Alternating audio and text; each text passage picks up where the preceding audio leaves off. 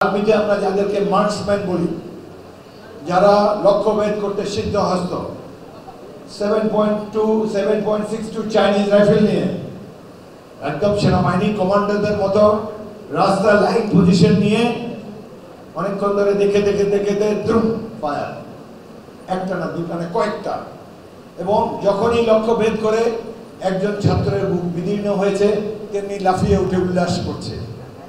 এই দৃশ্য দেখার আগে দেশবাসী আমরা কি করেছি, কোথা থেকে গজালো এইসব দুর্বৃত্তরা, পুলিশ, তারা এদের কাছে সামরিক বাহিনী এলএমজি এমজি 7.62 রাইফেল কে দিয়েছে?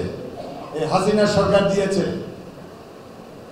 এসব অস্ত্র তো তাদের হাতে থাকার কথা না, কিন্তু এই অস্ত্র তো আমরা কিনেছি জনগণের টাকায়।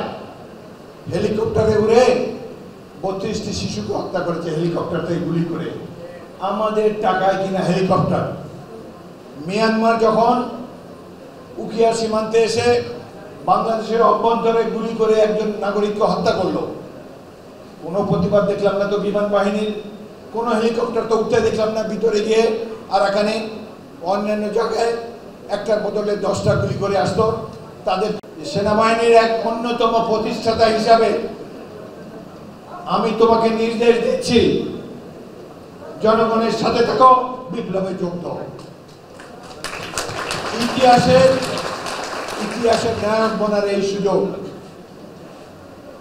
আশা ছেড়ে দিয়েছিলাম, কিন্তু মহেন্দ্রক্ষণে বাংলাদেশ সেনাবাহিনী এই শেখ হাসিনাকে সরাবার জন্য যথেষ্ট এবং সঠিক ভূমিকা রেখেছে, সেজন্য তাদেরকে অভিনন্দন জানাই।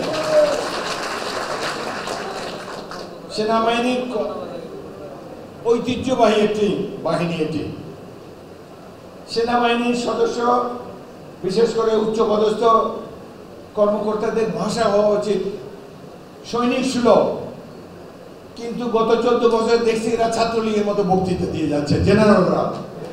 What a shame.